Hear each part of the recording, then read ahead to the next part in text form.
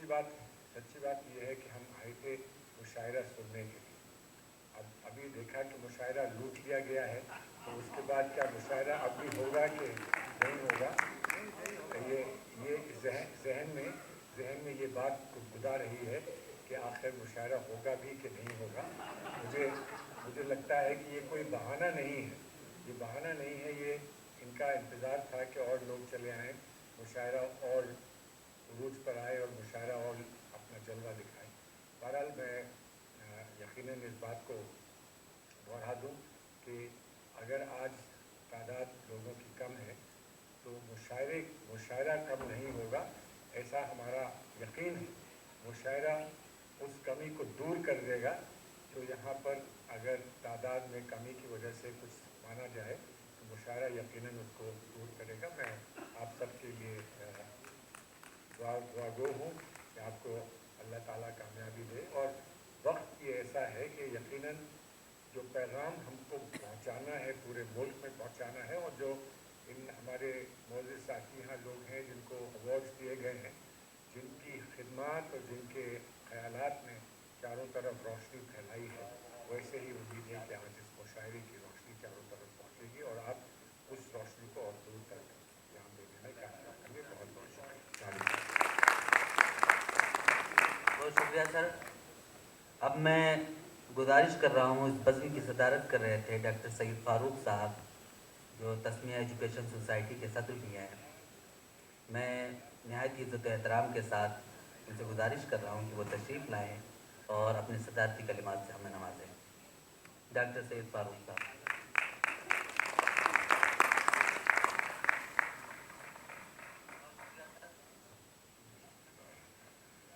मौजूद हाज़रीन, सिर्फ 3 शेर। एक शेर तो माजिद देवबंदी साहब का है, अल्लाह मेरे रिज़्क़ की बरकत न चली जाए, अल्लाह मेरे रिज़्क़ की बरकत न चली जाए, रोज़ से मेरे घर में मेहमान नहीं।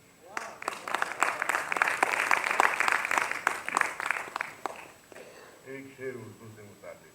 किसी के फैज़ से हिंद में उतरी है वरना, किसी के फैज़ से हिंद में उतरी है वरना, ये उर्दू तो सितारों की ज़बान महसूस होती है। आखिरी शेर सदारती कलमात, फिर किसी दिन एक दिन कह लीजिए जो कुछ है दिल में आपके, एक दिन कह लीजिए जो कुछ है दिल में आपके, एक दिन सुन लीजिए जो कुछ हमारे दिल में। इंशाअल्लाह फिर कभी। अस्सलाम वालेकुम।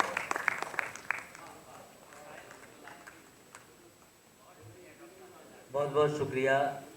ये हमारी पहली मजलिस थी, इसके फ़ौरन बाद जो मुशायरा होना है,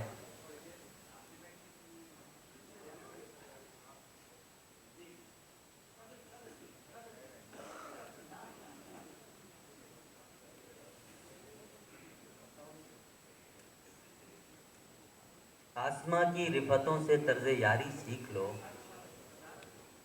सर उठाकर चलने वालों खाकसारी सीख लो,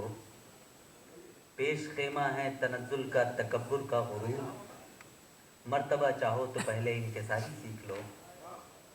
खुद बदल जाएगा नफ़रत की फ़िदाओं का मिजाज, प्यार की खुशबू लुटाओ मुश्कबारी सीख लो, चुन लो किरतासो कलम या तैग कर लो इंतखाब, कोई फ़न अपनाओ लेकिन शाहकारी सीख लो। अब मैं गुजारिश कर रहा हूँ अपने मुअज़्ज़ज़ शोरा से कि वो डाइस पर तशरीफ़ लाएँ। जौहर कानपुरी साहब यहाँ मौजूद हैं, शबीना अदीब डाइस पर मौजूद हैं। मैं गुजारिश कर रहा हूँ मोइन शादाब साहब से वो तशरीफ़ लाएँ, शर्फ नान पारवी साहब, सुरेंद्र शजर साहब, सुनील कुमार तंग, जुनैद कांधलवी, अरमान रज़ा बलरामपुरी, अंसार सिद्दीकी और अदीबा माजिद से भी मैं गुजारिश कर रहा हूँ कि वो तशरीफ़ लाएँ। मैं गुजारिश कर रहा हूँ मोइन शादाब साहब से कि वो निज़ामत की ज़िम्मेदारी संभालें और मुझे अब फारिग करते हैं। मोइन साहब, चल शुक्रिया।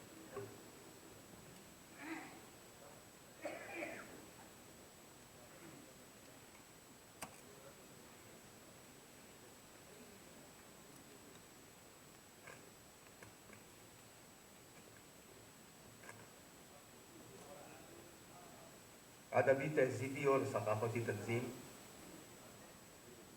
میزان کے اس 25ویں یعنی یہ کہیے کہ سلور جبلی مشاعرے کے صدر عالی وقار محترم ڈاکٹر سید فاروق صاحب، مہمان خصوصی محترم سلمان خورشید صاحب، محترم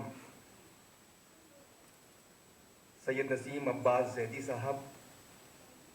احمد رضا صاحب، مرزا قمر الحسن بیگ صاحب، علیم الدین اسدی صاحب، بھائی ڈاکٹر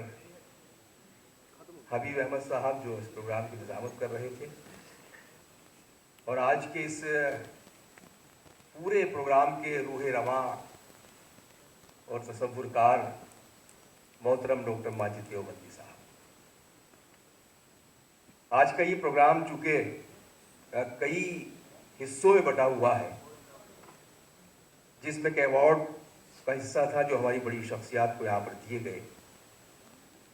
اور یہ سچ ہے کہ جو لوگ ہماری سماج کی خدمت کرتے ہیں یا مختلف میدانوں میں کارہائے نمایاں انجام دیتے ہیں، ان کی خدمت کا اعتراف ہونا ہی چاہیے، ورنہ ہمارے بزرگ کہتے ہیں کہ جو لوگ اپنے محسنوں کا احترام کرنا بھول جاتی ہیں، جو قومیں اپنے محسنوں کو یاد نہیں رکھتی ہیں، تو اللہ تعالیٰ ان پر محسن اتارنا بند کر دیتا ہے۔ لیکن اللہ کا شکر ہے کہ ہم زندہ قوم ہیں، اور اس لیے جو لوگ سماجی خدمت انجام دے رہے ہیں اور گھر پھونک کر تماشا ایک طرح سے دیکھ رہے ہیں، ان کو یہ اعزازات پیش کیے جاتے ہیں، تو ظاہر ہے کہ یہ ان کا حق بھی ہے اور ہمیں ایسا کرنا چاہیے تاکہ ہم زندہ قوم ہونے کا ثبوت پیش کر سکیں۔ دوسری بات یہ کہ ہمارے یہاں بڑی مردہ پرستی کی روایت ہے کہ جب انسان اس دنیا سے چلا جاتا ہے پھر اس کی یاد میں بہت کچھ ہوتا ہے، پروگرامز ہوتے ہیں، جشن ہوتے ہیں، عرس ہوتے ہیں، ان کے نام پر ایوارڈز قائم کیے جاتے ہیں، لیکن اس کو معلوم ہی نہیں ہوتا کہ بھئی کیا ہوا میری زندگی کے بعد۔ اس لیے اکثر میرا ایک شعر ہے کہ فنکار چاہتا ہے کہ داد ہنر ملے، اس کو میں تبدیلی کے ساتھ پڑھتا ہوں کہ ہر شخص چاہتا ہے کہ داد ہنر ملے، کچھ لطف اور آئے اگر وقت پر ملے۔ تو اگر کسی کی صلاحیتوں کا اعتراف، اس کی خدمات کا اعتراف اس کی زندگی میں ہوتا ہے، تو ظاہر ہے کہ اس سے اچھا اس شخص کے لیے کیا انعام ہو سکتا ہے۔ میں میزان کو، ڈاکٹر ماجد دیوبندی صاحب کو، کہ انہوں نے تقریباً 25واں یہ ان کا ایوارڈ فنکشن تھا، تو 25 برس سے جو میزان کی خدمات ہیں، اس حوالے سے بھی ڈاکٹر ماجد دیوبندی صاحب کا احترام کیا جائے گا اور ان کا اکرام کیا جائے گا۔ دوسرا حصہ اس پروگرام میں رسم اجرا کا تھا، جو ڈاکٹر ماجد دیوبندی صاحب کا جو نیا شعری مجموعہ ہے غزلوں کا، جو شاخ دل کے نام سے منظر عام پر آیا ہے، اور اس میں جو شعر درج ہے اس کے سرنامے پر، وہ شعر یہ ہے کہ اس سے پہلے مطلب پڑھتا ہوں کہ تعمیر کہن میں کہیں موجود نہیں ہے، تعمیر کہن میں کہیں موجود نہیں ہے،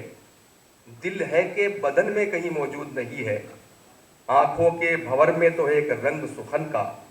ہونٹوں کی شکن میں کہیں موجود نہیں ہے۔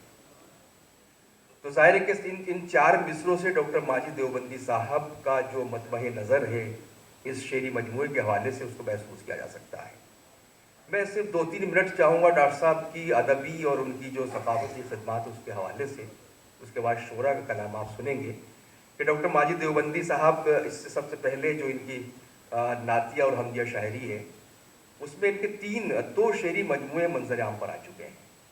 جو ذکر رسول کے نام سے اور وہ میرا نبی ہے کے نام سے شائع ہوئے ہیں۔ جہاں تک ان کی شاعری، غزلوں کی شاعری کا تعلق ہے، تو ان کا پہلا شعری مجموعہ لہو لہو آنکھوں کے نام سے منظر عام پر آیا تھا، اس کے بعد شاخ دل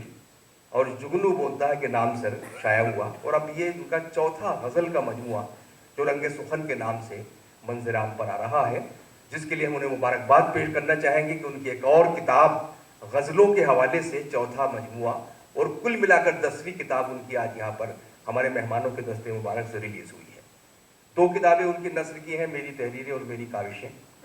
خواجہ حسن نظامی پر آپ نے تحقیقی مقالہ لکھا جو بہت مقبول ہوا۔ تو بہرحال 10 کتابیں کوئی آسان نہیں ہے لکھنا، کچھ لوگ تو اپنی پوری زندگی میں 10 کتابیں پڑھ بھی نہیں پاتے، تو 10 کتابیں لکھنا اور ان کی خوبی یہ ہے کہ ان کے یہاں جو ایک فکر ہے، شاعری کا ایک مقصد ہوتا ہے. شاعری سے تفریح کا ذریعہ نہیں ہے. تفریح تو آپ مختلف حوالوں سے کر سکتے ہیں، لیکن ان کے یہاں جو شاعری کا ایک مقصد ہے، میں اکثر کہا کرتا ہوں کہ مولانا حالی نے لکھا ہے کہ اچھی شاعری کے لیے 3 چیزوں کی ضرورت پڑتی ہے، جس میں اصلیت، سادگی اور جوش